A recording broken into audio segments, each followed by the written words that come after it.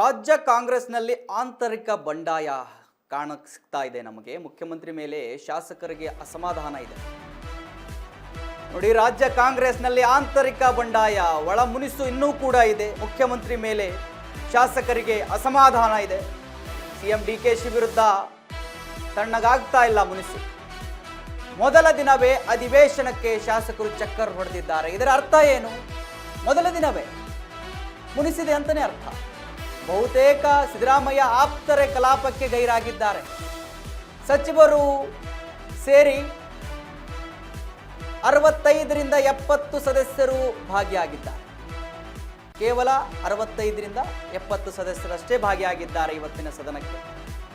ಕಲಾಪಕ್ಕೆ ಮಾಜಿ ಸಿಎಂ ಸಿದ್ದರಾಮಯ್ಯ ಗೈರಾಗಿದ್ದಾರೆ. Priya Krishna, M Krishnappa, Yashavantaraya, H C Mahadevappa,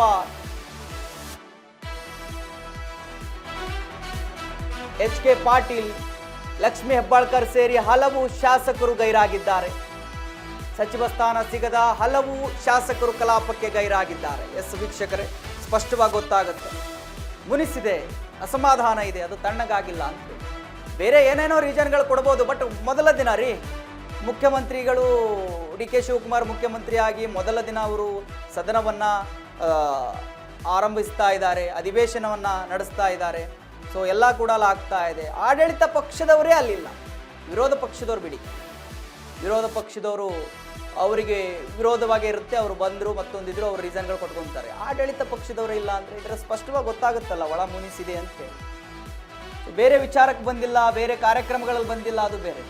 ಸಂಸತ್ತಿದೆ, ಅದು ಡಿ ಕೆ ಶಿವಕುಮಾರ್ ಅವರು ಮುಖ್ಯಮಂತ್ರಿ ಆದ ಮೊದಲ ಅಧಿವೇಶನ ಇದು. ಅಲ್ಲೇ ಗೈರು, ಅದರಲ್ಲಿ ಪ್ರಮುಖವಾಗಿ ಗುರುತಿಸ್ಕೊಂಡಿರೋರು ಸಿದ್ದರಾಮಯ್ಯನವರ ಜೊತೆ ಗುರುತಿಸ್ಕೊಂಡಿದ್ದಾರೆ. ಅವರು ಎಲ್ಲರೂ ಕೂಡ ಗೈರಾಗಿದ್ದಾರೆ. ಮುಖ್ಯವಾಗಿ ಸಿದ್ದರಾಮಯ್ಯನವರೇ ಗೈರಾಗಿದ್ದಾರೆ. ಲಕ್ಷ್ಮೀ ಹೆಬ್ಬಾಳ್ಕರ್ ಇರ್ಬೋದು, H C Mahadevappa, H K Patil ಇರ್ಬೋದು, ಪ್ರಿಯಾ ಕೃಷ್ಣ, ಎಂ ಕೃಷ್ಣಪ್ಪ, ಅವರೆಲ್ಲರೂ ಕೂಡ ಗೈರಾಗಿದ್ದಾರೆ. ಟೋಟಲ್ ಆಗಿ ಆಡಳಿತ ಪಕ್ಷದವರು ಬರೀ 70 ಜನ ಅಂತೆ. ಅವರ ಸಂಖ್ಯೆ ಇರೋದು 140, ಭಾಗಿಯಾಗಿರೋದು 70.